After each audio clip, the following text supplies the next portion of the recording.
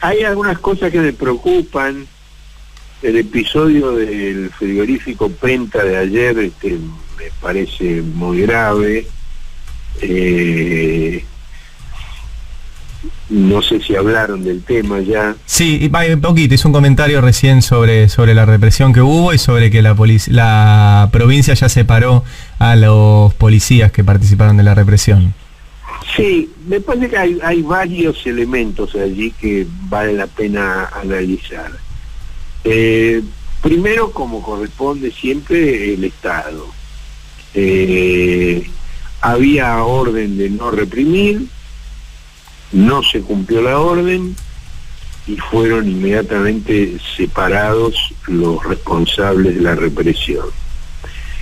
Ese es un mensaje claro que tiende, digamos, a evitar la repetición de estas cosas. Digo, si después de una cosa así, en el gobierno anterior había aplausos y audiencia presidencial para los represores, no es lo mismo que si desde el gobernador, el ministro de Seguridad y la intendenta del municipio involucrado repudian el episodio y toman medidas sancionatorias. Eso es importante. Ahora, por un lado eso te muestra, digamos, cuál es la tendencia natural de las fuerzas represivas si quedan libradas a sí mismas, que es un tema grave, es un tema importante, sobre el cual hay que trabajar mucho, y no solo con medidas sancionatorias. Pero otro tema que hay es la actitud de la empresa.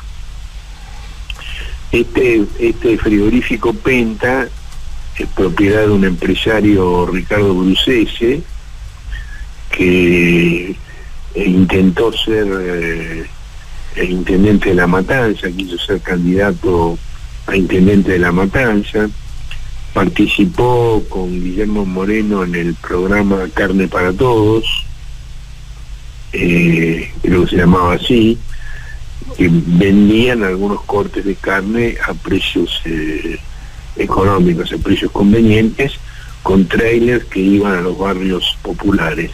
Ahora, al mismo tiempo, eso era parte de su campaña para la intendencia de La Matanza, que con muy buen criterio Cristina Kirchner le pidió que bajara esa candidatura, porque, digamos,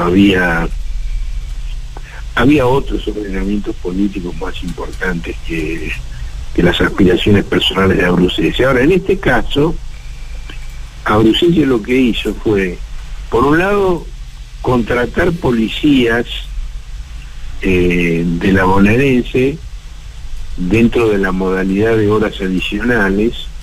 Es decir, la represión no la comenzó la policía enviada por el gobierno para manejar una situación de conflicto ante una empresa que cierra y los trabajadores que aspiran a cobrar sus salarios y a continuar con la actividad, sino los policías que estaban dentro de la planta y que eran contratados por la empresa.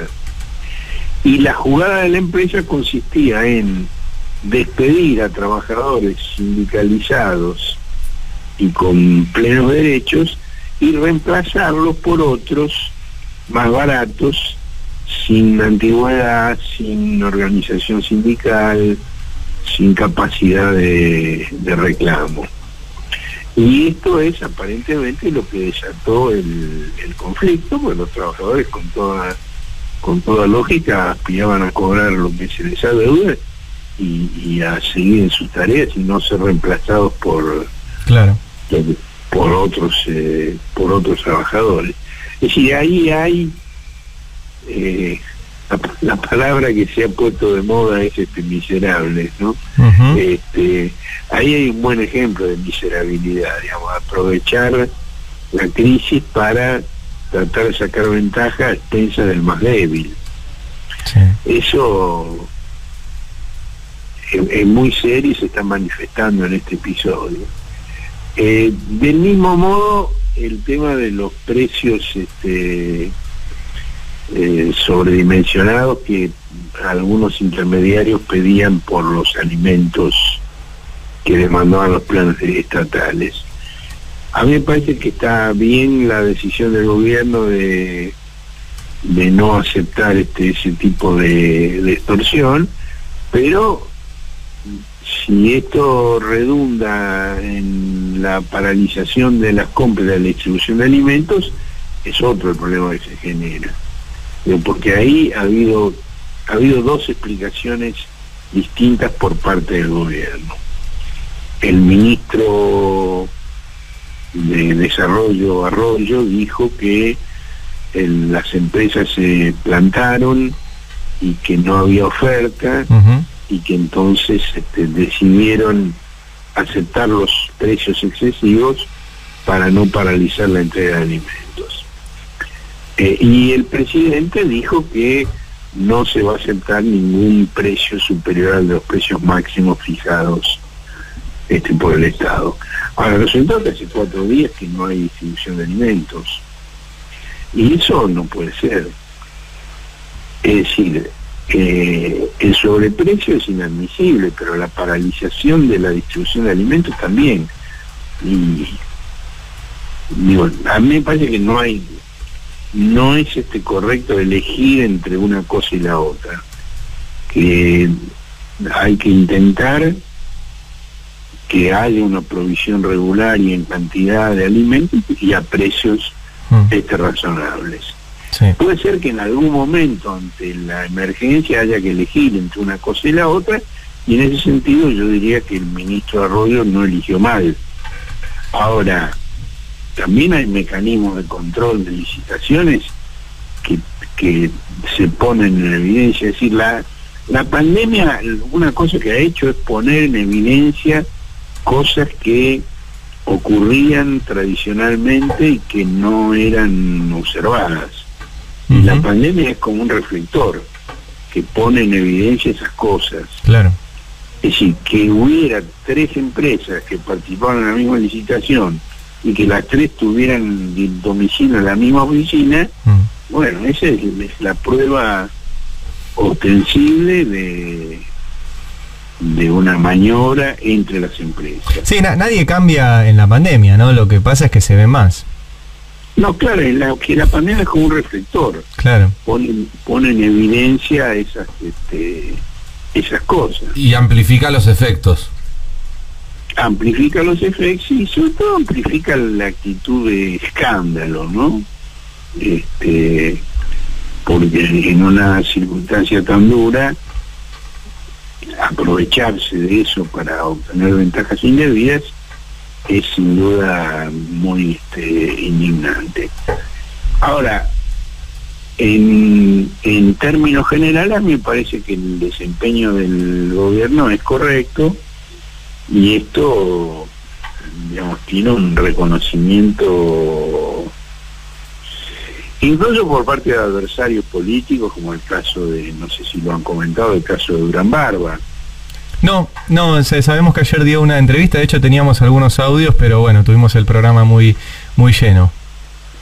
Bueno, Durán Barba dijo que Alberto Fernández es el presidente que está manejando mejor el conflicto en toda América, y que es el único que sale indemne de este tema, que a él lo ha sorprendido cómo Alberto Fernández ha manejado el tema, que él no esperaba eso.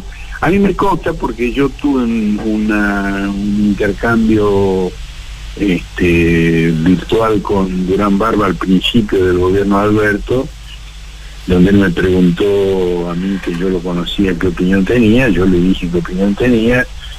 Él me dijo, bueno, no, yo no creo, él era escéptico. Yo le transmití, digamos, la confianza personal que a mí me inspira por el conocimiento de muchos años que tengo de cómo es él, ¿no? Qué clase de persona es. Y Durán Barba estaba interesado en saber, pero no.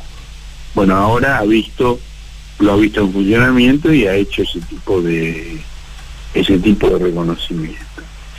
Simultáneamente tenés los que ponen en duda las cifras, los que dicen que las cifras de enfermos y de muertos son 10 veces mayores de lo que se informa, lo cual es no es serio afirmar eso. Digo, a mí me parece que si alguien tiene datos de subrepresentación de casos, hace muy bien en decirlo. Y tiene que decirlo, y hay que discutirlo, y no se puede admitir una manipulación estadística deliberada. Ahora, decir así al voleo que son 10 veces más de lo que se informa es una irresponsabilidad seria. Los medios están llenos de opinadores que dicen cualquier cosa sin fundamentar, y la cifra de muertos es imposible de esconder. No podés esconder los muertos, y es lo mismo que en la criminología, ¿no? Claro. Sí, lo único que contás sí o sí. Es lo único que no se puede esconder. Sí. La cantidad de muertos no se puede esconder. Y bueno, permanentemente estamos con la comparación con otros países. Ahora estoy trabajando sobre un artículo de unos académicos norteamericanos sobre la situación en Chile, donde muestran cómo la devastación del sistema de salud está dificultando la respuesta ante la emergencia. Claro. Está el caso de Brasil, del que hemos hablado ya varias veces, con la insistencia del presidente en minimizar el tema, y las reacciones sociales que ha producido. No sé si se han ocupado del tema hoy. No, de Brasil no. El presidente Bolsonaro, dentro de su campaña de minimizar el problema, como no pudo echar al ministro de Salud como se proponía, porque la intervención político-militar sobre la presidencia se lo impidió y ratificó al ministro, entonces lo que hizo fue salir a la calle y ir a una panadería a comprar facturas, a charlar con los trabajadores e insistir con su mensaje de la gripecina, y que hay que ir a trabajar, hay que reanudar toda la actividad. Tremendo. Y a la salida de la panadería se agolpó gente que se enteró que el presidente estaba ahí y lo abuchearon. Le dijeron: andate a tu casa, encerrate. Al presidente. Digo, son temas fuertes. Sí. Otro tema vinculado con esto es el anuncio que va a hacer el presidente este fin de semana de la prórroga de la cuarentena. Todavía no se sabe exactamente cuántos días más va a ser la prórroga.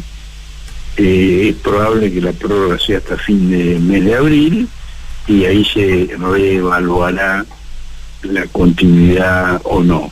Uh-huh. Ahora, esto implicó dejar de lado un paper que le acercó la Unión Industrial al presidente, donde planteaba un levantamiento de la cuarentena para una serie de actividades que con muy buen criterio el presidente se negó a aceptar, porque si se preveía que el pico de la pandemia iba a ser a mediados de abril, y ahora, gracias a las medidas que se tomaron, se prevé que va a ser a mediados de mayo, no tiene sentido justo en este momento levantar la cuarentena o relajar los controles. Totalmente. Ahora, ese documento que le presentaron los empresarios, además, hay que guardarlo, porque muestra, digamos, el tipo de empresariado prebendario que hay en el país.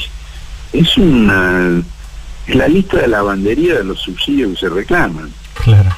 Que por supuesto en este momento hay muchas cosas que tienen sentido y no tenían sentido antes, pero hay otras que no, y además el documento es básicamente una lista de lavandería de reclamos de subsidios. Y bueno, el presidente lo recibió, lo escuchó con mucha atención, como se está moviendo él, ¿no? Claro. De buena manera, pero después la decisión la toma él, y la decisión no es allanarse a todo lo que plantean las empresas. Y con esa frase tan simple de la economía se puede recuperar, la vida no. Una vida que se pierde no se recupera, un producto que se disminuye sí se recupera. Sí, tal cual. En una situación dura, sin precedentes, muy angustiosa para muchísima gente, los que tenemos un trabajo y cobramos nuestro sueldo y tenemos una casa aceptable o buena y tenemos teléfono y tenemos internet y tenemos delivery, la podemos pasar relativamente bien. Hay gente que la está pasando muy mal y la va a seguir pasando muy mal. Y eso. Otro tema también vinculado con lo mismo es, digamos, la cosa que menciona Durán Barba en su reflexión, en la relación del presidente con el gobernador de la provincia de Buenos Aires y con el alcalde de la ciudad autónoma. Él destaca muy positivamente las apariciones conjuntas de Alberto Fernández con Axel Kicillof y con Horacio Rodríguez Larreta. Sí. Ahora, eso tampoco quiere decir que haya que aceptar todas las propuestas que cada uno de ellos hace. Por ejemplo, Rodríguez Larreta tiene una propuesta para los viejos de la ciudad de Buenos Aires que es muy simpática, pero que no se puede trasladar a la provincia de Buenos Aires, que es aquellos que viven en villas de emergencia. Entiendo que en la ciudad autónoma mayores de 65 años en las villas son alrededor de 6.000, alojarlos en hoteles. Uh-huh. Es una buena medida. Lo mismo con los que llegan a Ezeiza, alojarlos en hoteles. Claro. Pero Larreta administra una capital europea. Claro. Sí. Digo, la ciudad autónoma de Buenos Aires, en la zona norte, está al nivel de las grandes urbes desarrolladas del mundo y tiene una infraestructura y unos recursos extraordinarios. Claro. Sí. A la provincia de Buenos Aires, ¿a qué hoteles va a llevar?